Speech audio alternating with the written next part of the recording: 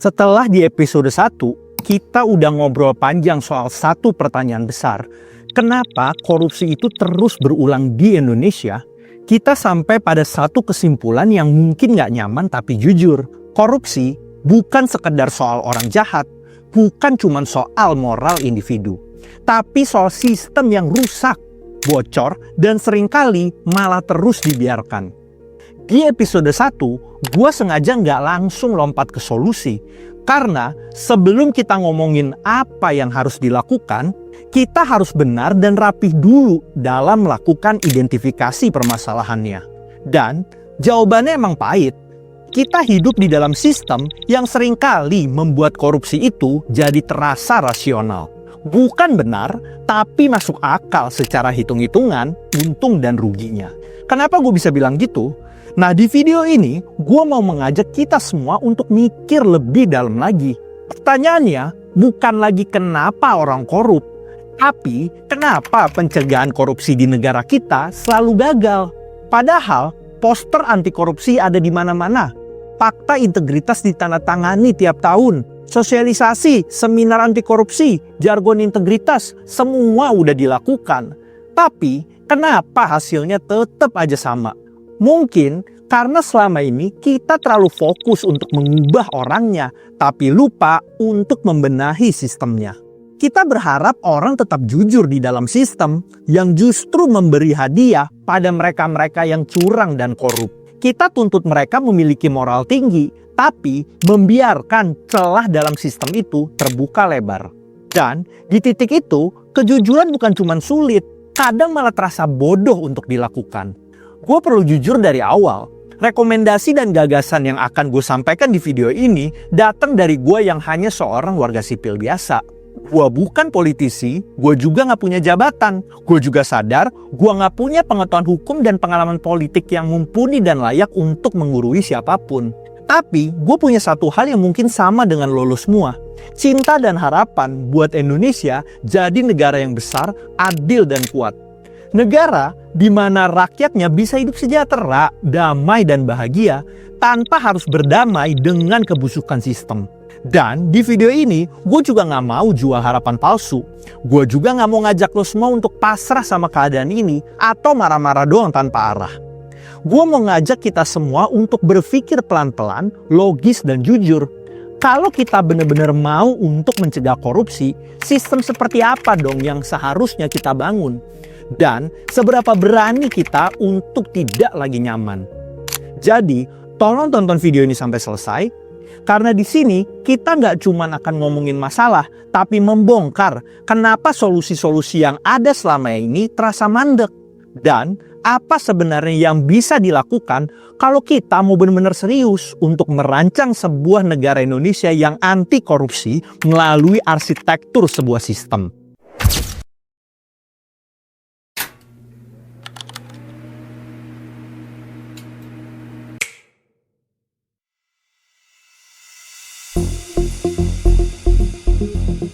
Korupsi itu sering kita bayangkan sebagai orang jahat yang serakah. Tapi gue mengajak kita semua untuk coba geser sudut pandangnya sedikit. Dimana kalau korupsi itu bukan cuma sekedar soal niat jahat, tapi soal kalkulasi. Kayak orang yang lagi ngitung aja. Kalau gue ambil aman gak ya? Ketahuan gak ya? Kalau ketahuan konsekuensinya nanti kayak gimana ya? Dan masalahnya di banyak situasi di Indonesia, sistem kita bikin kalkulasi itu masuk akal secara perhitungannya. Coba bayangin korupsi sebagai sebuah persamaan sederhana.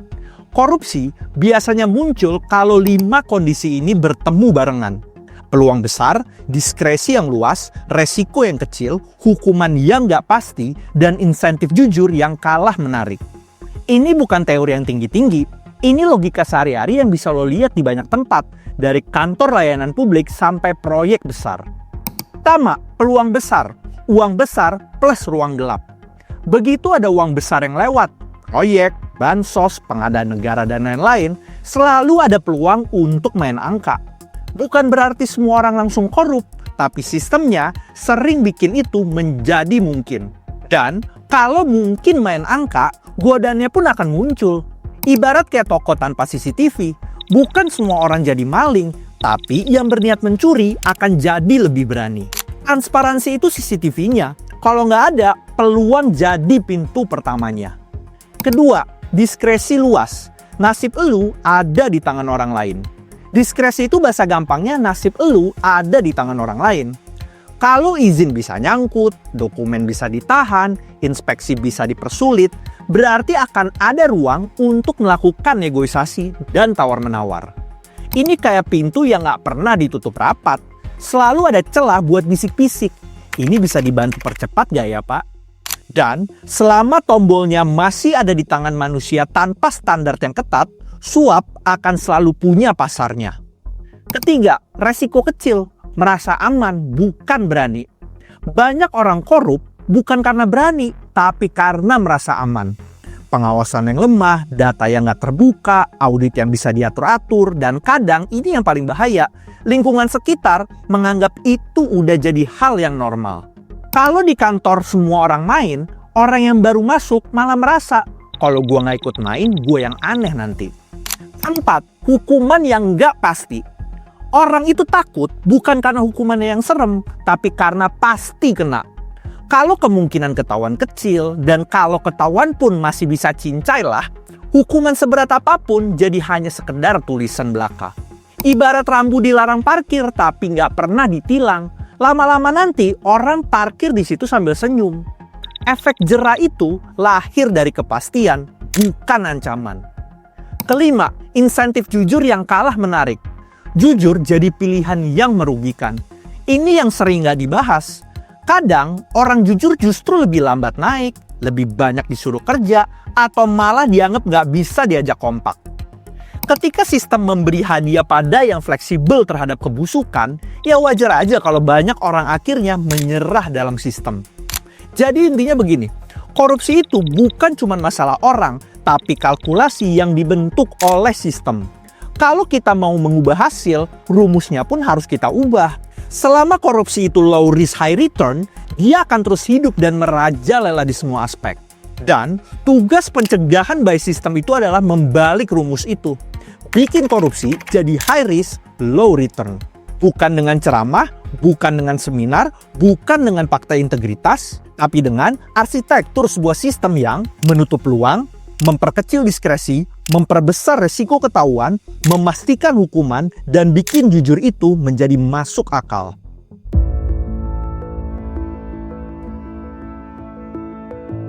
Korupsi sering kita bayangkan terjadi saat tender sebuah proyek dimenangkan. Padahal disitulah biasanya cerita justru sudah hampir selesai. Karena di banyak kasus, korupsi tidak lahir di meja lelang, tapi jauh sebelumnya. Di tahap perencanaan, di penentuan spesifikasi, di angka-angka awal yang terlihat teknis, tapi sebenarnya sangat politis. Ketika anggaran dirancang, kebutuhan didefinisikan, dan spesifikasi ditulis dengan sangat pas untuk pihak-pihak tertentu, maka tender hanyalah formalitas.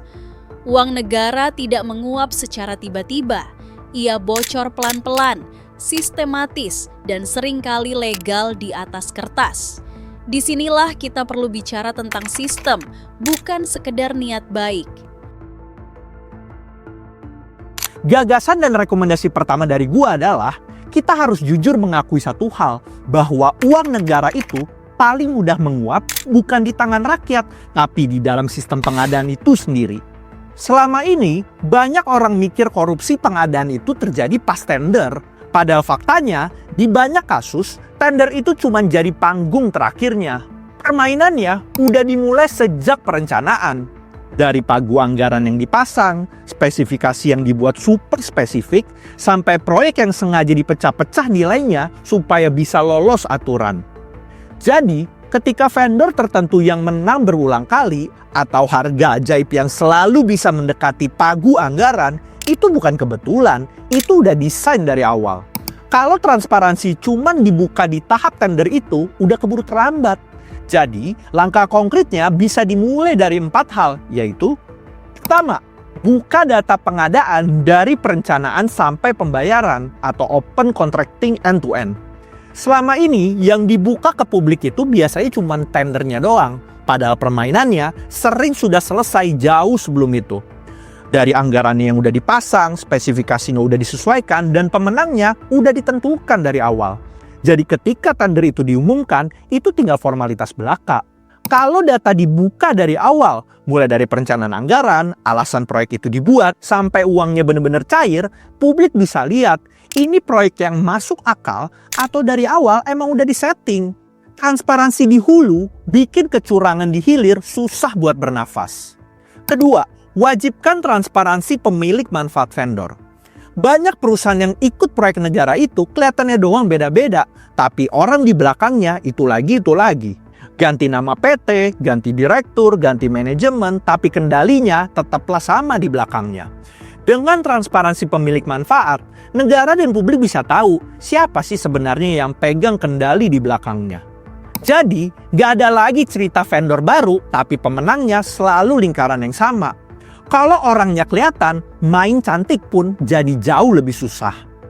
Ketiga, pasang AI red flag system berbasis data. Korupsi itu polanya berulang.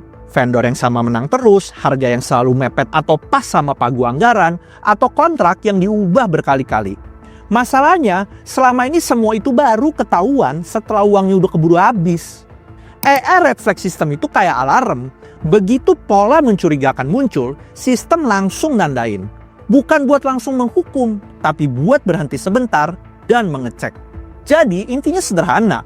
Lebih baik curiga di awal daripada nyesel di akhir. Keempat, hentikan anggapan bahwa dokumen kontrak itu rahasia negara. Di Indonesia, banyak kontrak pengadaan dianggap sensitif, tertutup atau nggak boleh diakses publik. Padahal di banyak negara, kontrak itu justru wajib dibuka. Kenapa? Karena disitulah biasanya permainan terjadi. Perubahan spesifikasi di tengah jalan, adendum kontrak yang berkali-kali, volume kerja yang diubah, atau progres yang nggak sebanding sama uang yang udah cair. Intinya sederhana, kalau uangnya uang publik, maka kontraknya pun juga harus terbuka ke publik. Transparansi kontrak itu bukan ancaman, tapi pagar pengaman. Jadi, kalau kita mau rangkum, kuncinya ini bukan cuma siapa yang menang tender, tapi bagaimana proyek itu dirancang, dijalankan, dan diubah di tengah jalan. Begitu sistemnya transparan dari hulu ke hilir, ruang untuk main cantik pun akan menyempit dan tertutup dengan sendirinya.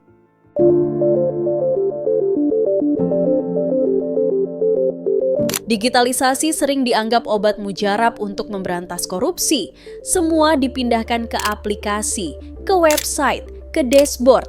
Tapi kenyataannya, korupsi tetap hidup, bahkan kadang makin rapi.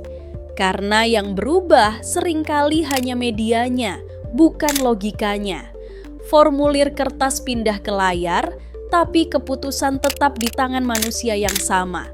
Izin masih bisa diperlambat. Berkas masih bisa nyangkut. Dan selama waktu masih bisa dikendalikan oleh satu orang, maka suap akan tetap relevan. Digitalisasi tanpa perubahan sistem bukan pencegahan. Ia hanya memindahkan masalah ke versi yang lebih modern, tapi sama rapuhnya.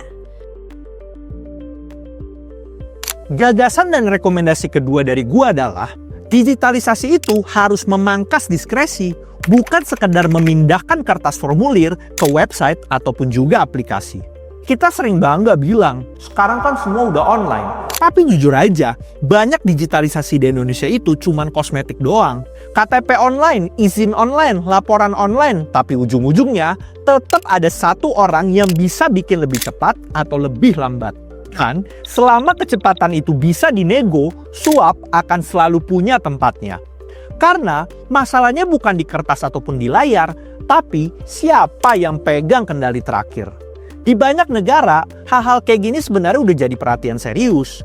Digitalisasi mereka bukan cuma soal efisiensi, tapi soal menghilangkan ruang main manusia. Data kependudukan, pajak, perizinan, bantuan sosial, semuanya kehubung. Jadi orang nggak perlu lagi bolak-balik bawa dokumen. Semuanya bisa saling ngecek. Dan yang paling penting, setiap klik, setiap perubahan, setiap keputusan, itu semuanya terekam. Ada jejaknya, ada audit trailnya. Sekarang pertanyaannya, di Indonesia apa yang bisa kita lakukan secara konkret? Pertama, Single source of truth. NIK jadi kunci semua layanan. Intinya, data negara jangan lagi hidup di pulau-pulau yang terpisah. Selama data pajak beda server, data bansos beda lagi, data perizinan beda lagi, celah untuk main data akan selalu ada. Bisa muncul penerima bansos ganda, izin pakai identitas orang lain, atau aset yang nggak nyambung sama profil pajaknya. Kalau NIK beneran jadi kunci tunggal yang bisa nyambung ke pajak, perizinan, bansos, sampai kepemilikan aset, rekayasa administrasi jadi jauh lebih susah. Ibaratnya, lo nggak bisa pakai identitas A untuk nikmatin bantuan, tapi pura-pura jadi orang B pas ditanya sama orang pajak. Sistemnya bisa langsung mengecek secara silang. Kedua, audit trail otomatis yang nggak bisa dihapus atau dimundurkan. Ini ibarat kayak CCTV digital di dunia birokrasi. Bukan buat nyari salah, tapi buat bikin semua keputusan punya rekam jejaknya. Jadi, nggak ada lagi tuh cerita-cerita, Pak, berkasnya baru masuk kemarin, padahal sebenarnya udah masuk dari seminggu yang lalu.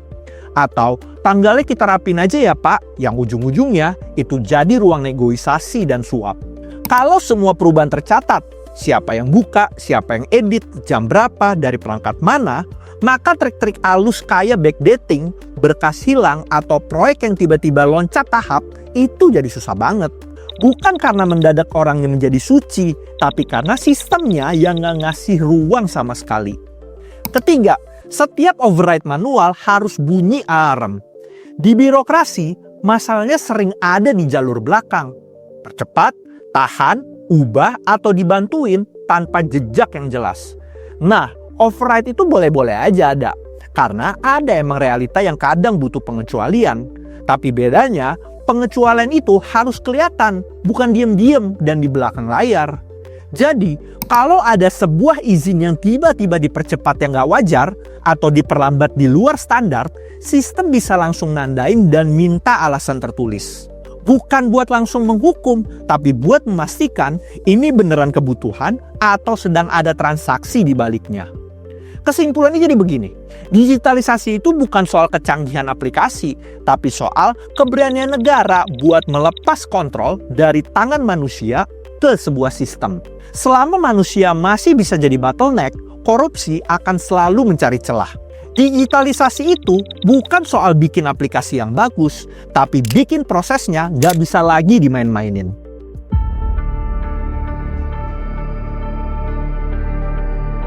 Kalau ada satu sektor yang paling sering melahirkan korupsi kelas kakap, jawabannya hampir selalu sama. Sumber daya alam, tambang, sawit, hutan. Semuanya bertemu di satu titik yang sangat sensitif, izin. Di sektor ini, kekuasaan administratif berubah menjadi nilai ekonomi yang luar biasa besar. Satu tanda tangan bisa membuka akses ke lahan ribuan hektar, jutaan ton produksi, dan triliunan rupiah keuntungan. Masalahnya, banyak dari proses itu terjadi di ruang yang gelap, data tertutup, peta konsesi tumpang tindih, dan pengawasan yang terfragmentasi. Ketika izin jadi mata uang, korupsi bukan penyimpangan, ia menjadi bagian dari sistem. Gagasan dan rekomendasi ketiga dari gua adalah kita harus berhenti memandang sumber daya alam itu sebagai komoditas biasa dan mulai melihatnya sebagai sumber rente yang paling rawan disalahgunakan. Di sektor tambang, sawit, dan kehutanan, korupsi itu jarang yang kelihatan kasar. Nggak selalu pakai amplop. Kadang cukup satu izin yang keluar, satu konsesi yang disetujui, atau satu revisi tata ruang, tapi efeknya bisa puluhan tahun. Karena di sektor sumber daya alam, satu tanda tangan itu bukan cuma keputusan administratif, itu keputusan ekonomi yang bernilai triliunan rupiah. Masalahnya, banyak proses perizinan SDA di Indonesia itu masih di ruang yang gelap. Data konsesi yang nggak sepenuhnya terbuka, peta yang saling tumpang tindih, dan izin pusat dan daerah yang terkadang nggak sinkron. Akibatnya, ruang negosiasi jadi sangat besar. Dan di ruang yang abu-abu itu, rente tumbuh subur. Dan yang punya akses kekuasaan akan pegang kendalinya. Di banyak negara, hal-hal kayak gini sebenarnya udah lama disadari.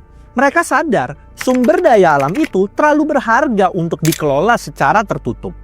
Makanya, peta konsesi wajib dibuka ke publik, data produksinya bisa dilacak, dan penerimaan negara diaudit berbasis data, bukan sekedar laporan formalitas tahunan perusahaan.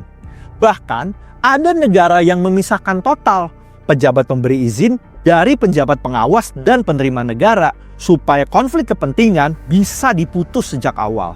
Di Indonesia, ini sangat mungkin dijadikan inspirasi. Langkah konkret yang bisa kita lakukan sebenarnya jelas. Pertama, buka peta konsesi secara penuh dan mudah diakses oleh publik. Selama peta izin tambang, sawit, dan hutan itu tertutup, permainan akan selalu aman. Karena nggak ada yang bisa ngecek siapa pegang apa, di mana, seluas apa, dan lain sebagainya. Begitu peta dibuka ke publik, semuanya akan jadi terang dan jelas. Ibarat kayak Google Maps saja, orang jadi bisa lihat kalau ada 2 izin numpuk di satu titik lokasi, bisa langsung ketahuan dan pasti ada yang nggak beres di baliknya. Transparansi peta itu bikin izin siluman dan main tumpang tindih jadi susah buat bernafas. Kedua, integrasikan izin, data produksi, dan royalti dalam satu sistem. Masalah besar kita itu percaya aja sama laporan sepihak.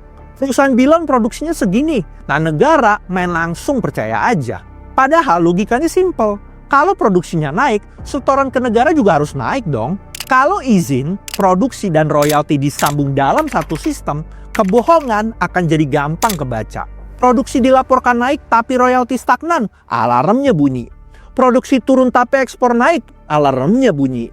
Sistem bisa langsung ngecek secara otomatis secara real time, bukan nunggu audit tahunan. Ketiga, audit penerimaan negara berbasis data dan teknologi, bukan cuman dokumen. Audit model lama itu kayak ngecek rekening setelah uangnya udah keburu habis, itu udah keburu telat. Di sektor sumber daya alam, nilainya kan gede dan dampaknya panjang. Audit berbasis data itu beda, ngawasin sambil jalan secara real time. Kita harus berani pakai data produksi yang real time, pencatatan pengapalan, sampai perbandingan historis. Jadi kebocoran gak lagi nunggu bertahun-tahun baru ketahuan. Prinsipnya jelas, lebih murah mencegah daripada menambal kerugian triliunan rupiah. Selama sumber daya alam itu dikelola dalam ruang gelap, izin akan selalu jadi alat tukar kekuasaan. Tapi, begitu datanya terbuka ke publik, sistemnya disambungkan, dan pengawasan dibuat secara real time, satu hal yang pasti, rente akan kehilangan panggungnya. Dan di titik itu, korupsi di sektor sumber daya alam perlahan akan kehilangan tempat berpijaknya.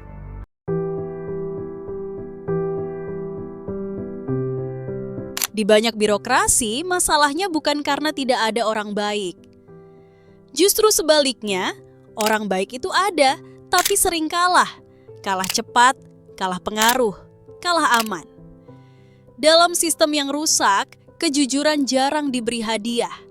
Yang patuh prosedur sering dianggap lambat, sementara yang fleksibel justru naik duluan. Dari waktu ke waktu, pesan yang tertanam pelan-pelan menjadi jelas. Jujur itu berisiko, nakal itu adaptif. Dan ketika sistem terus mengirim pesan seperti ini, kita tidak sedang gagal mendidik moral ASN.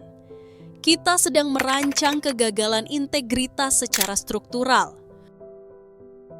Gagasan dan rekomendasi keempat dari gua adalah kita harus berhenti berharap birokrasi kita bisa bersih kalau sistemnya justru menghukum kejujuran.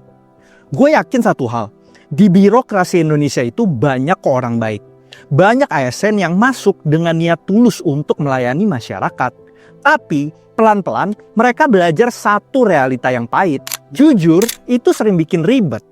Kerja sesuai aturan malah bikin proses kenaikan jabatan malah jadi lama. Disemprot lagi sama atasan. Atau dianggap gak bisa untuk diajak kompak. Sementara yang mau potong kompas, yang mau main abu-abu, seringkali justru malah lebih cepat naik jabatannya dan lebih aman posisinya di karir. Kesalahan nama kita itu selalu sama.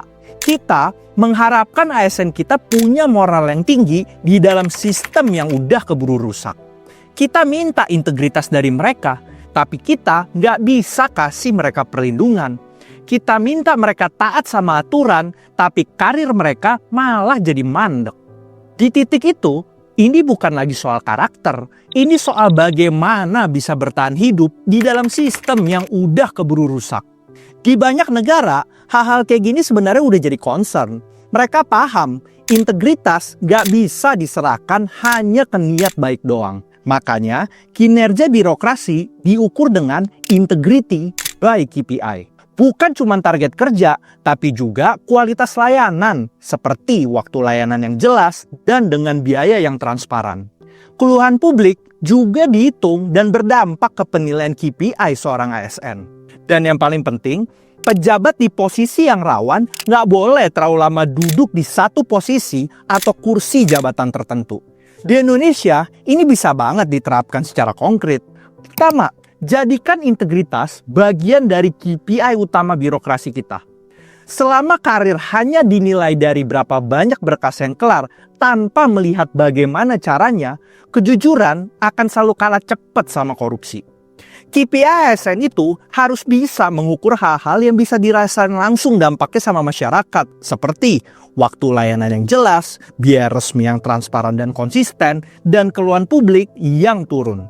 Ibarat kayak ojek online aja, yang dinilai kan bukan cuma sampai tujuannya doang, tapi rating dari penumpangnya juga. Kalau layanannya bersih dan cepat, poin naik dan karir seorang ASN akan ikut naik. Tapi kalau banyak komplain dari masyarakat, ya jangan kaget kalau karir si ASN akan jadi mandek. Kedua, rotasi rutin untuk jabatan yang rawan. Masalahnya seringkali bukan pada orangnya, tapi kelamaan duduk di kursi jabatan yang sama. Sektor-sektor kayak pajak, sumber daya alam, perizinan, atau pengadaan negara, kalau orang yang sama pegang kendali terlalu lama, jaringan gelapnya udah keburu tumbuh di situ. Rotasi itu kayak pindahin kasir di toko yang rame. Bukan karena kasirnya jahat, tapi biar nggak ada relasi khusus yang akhirnya jadi kebiasaan. Dengan rotasi berkala, kenyamanan main belakang langsung bisa dipotong sebelum akhirnya udah keburu jadi budaya. Ketiga, lindungin karir ASN yang menolak perintah ilegal. Ini kunci yang sering dilupain. Banyak ASN yang tahu kok bahwa perintah itu salah, tapi takut menolak karena ujung-ujungnya akan dipinggirkan. Di sistem yang sehat itu, menolak korupsi itu prestasi, bukan pembangkangan. Harus ada sistem perlindungan karir yang jelas. Menolak perintah ilegal nggak boleh bikin dimutasi aneh-aneh atau disingkirkan. Justru itu harus dicatat sebagai nilai tambah integritas. Jadi, pesannya jelas di sini, jujur itu aman. Jadi, selama sistem masih lebih ramah ke yang nakal daripada yang jujur, ya jangan heran kalau kejujuran pelan-pelan akan punah. Tapi, begitu integritas diberikan insentif yang nyata dan kejujuran dijamin aman, birokrasi nggak perlu dimarahi, dia akan berubah dengan sendirinya.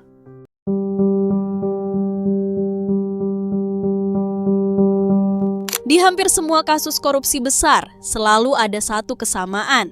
Ada orang yang tahu, tapi memilih diam. Bukan karena mereka jahat, bukan karena mereka setuju, tapi karena mereka paham risikonya. Negara sering bilang, laporkan kalau ada penyimpangan. Tapi di saat yang sama, negara sering gagal hadir ketika pelapor butuh perlindungan. Di titik ini, keberanian berubah jadi beban pribadi, dan diam menjadi pilihan yang paling rasional. Ketika sistem tidak melindungi orang baik, maka kejahatan tidak perlu disembunyikan, cukup ditunggu sampai semua saksi memilih bungkam. Gagasan dan rekomendasi kelima dari gua adalah, kita harus berhenti menyalahkan orang baik yang diam dan mulai menyalahkan sistem yang membiarkan mereka sendirian. Kita sering bilang, kenapa sih nggak ada yang berani lapor dari dalam? Padahal, pertanyaan yang lebih jujur itu harusnya, kalau ada yang berani lapor, siapa yang jamin hidupnya akan aman? Siapa yang jamin karirnya akan aman? Atau apakah keluarganya nanti akan aman dan nggak diapa-apain? Di banyak kasus, orang yang berani ngomong justru kehilangan segalanya. Dipindahkan, dikucilkan, dan kadang malah digugat balik. Dan di mana negara dalam hal ini datangnya belakangan. Inilah paradoksnya. Kita minta ada yang berani lapor dari dalam, tapi pelapornya malah kita tinggalkan. Di sistem kayak gini, diam itu bukan pengecut. Diam itu adalah bentuk bertahan hidup. Dan selama resiko melapor lebih besar daripada resiko korupsi, ya jangan heran kalau kejahatan korupsi akan terus berulang. Di banyak negara, hal-hal kayak gini sebenarnya udah diberesin. Mereka paham bahwa whistleblower itu aset, bukan pengkhianat.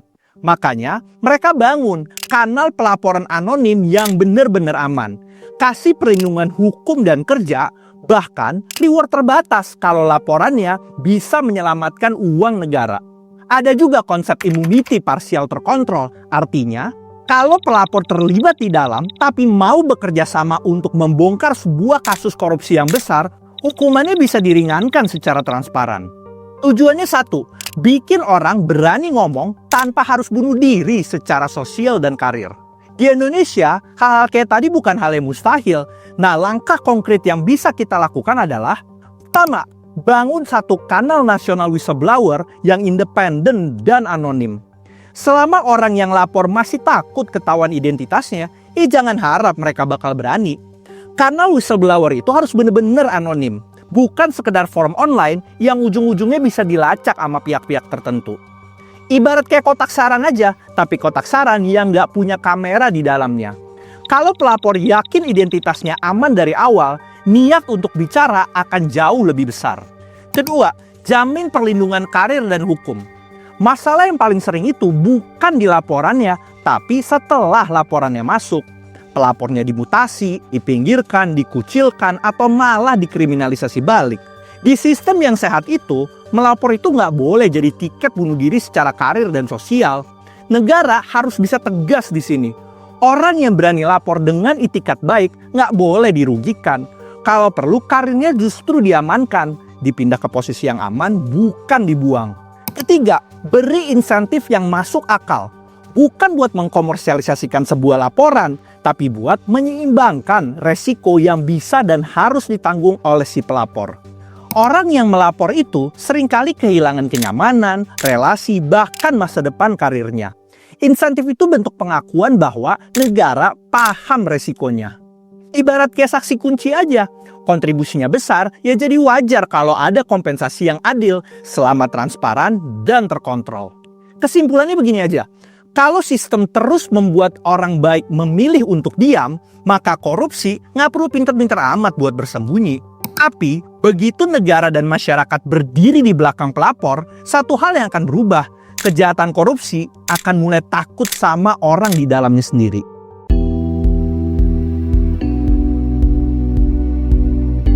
Setelah membahas pencegahan korupsi lewat sistem, kita sampai di satu titik yang sering dihindari, keberanian.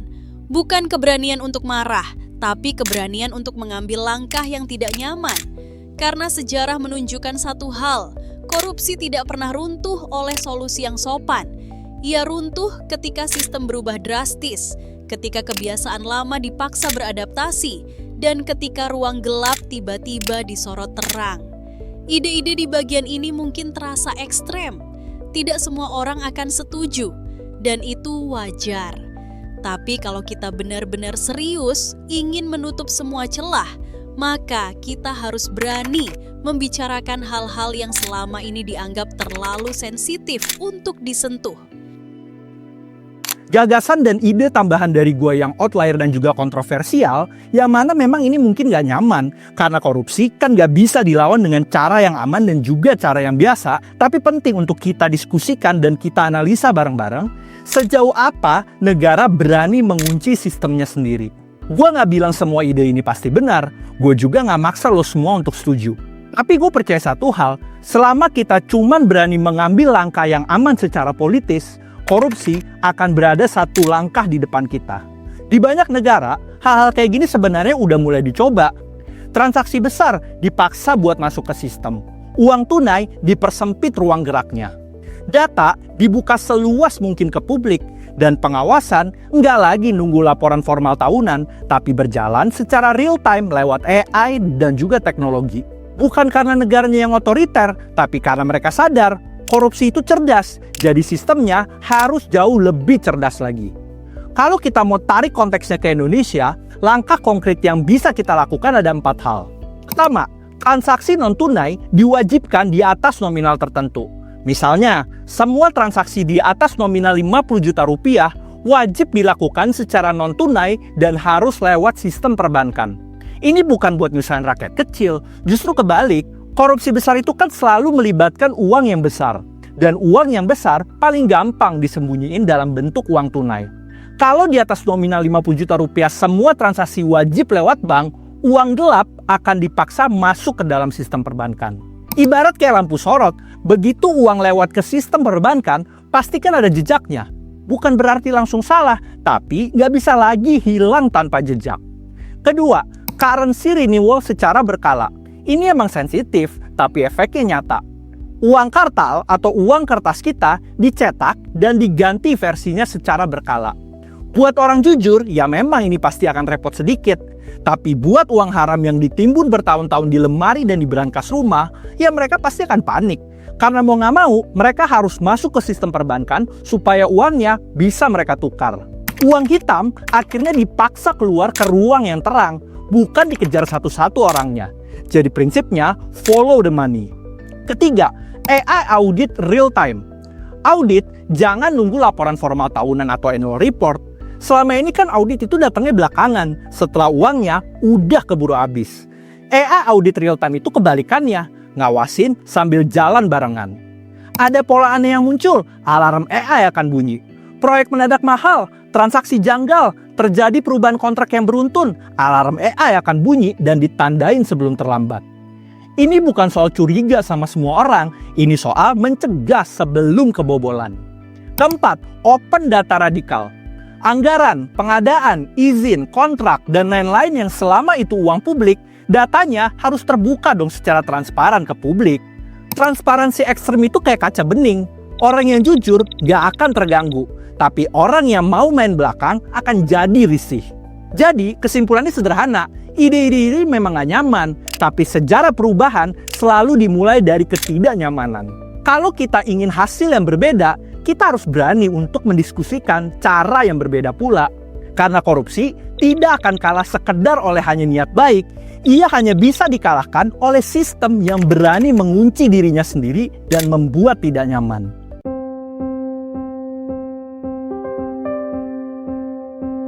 Kalau kita mau tarik nafas sejenak dan kita mundur sedikit ke belakang, ada satu hal yang harus kita sepakatin bareng-bareng. Korupsi itu bukan budaya, bukan genetik, dan bukan takdir bangsa kita.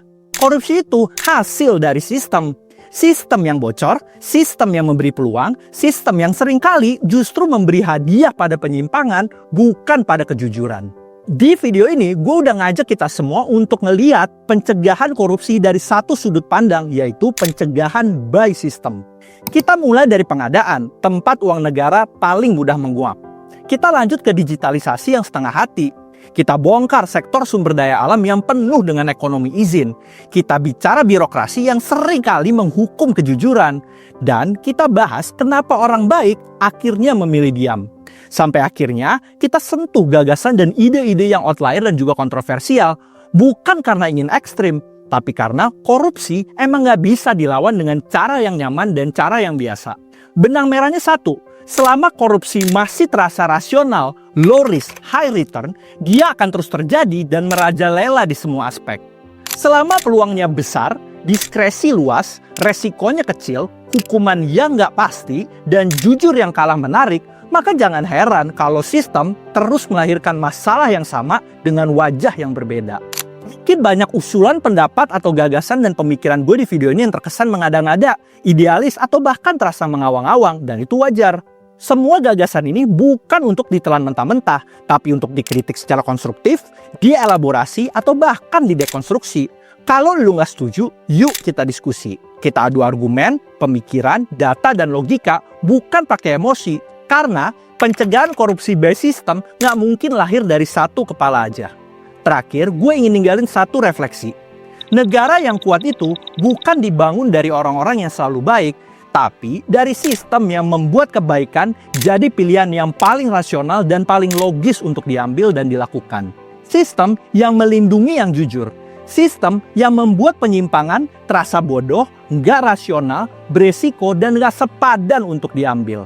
Dan di episode berikutnya, kita akan masuk ke pilar kedua dalam pencegahan korupsi, revolusi mental dan sistem thinking. Bukan soal slogan semata, tapi soal cara berpikir kita sebagai individu dan sebagai bangsa ikut menentukan apakah sistem yang baik itu benar-benar bisa hidup.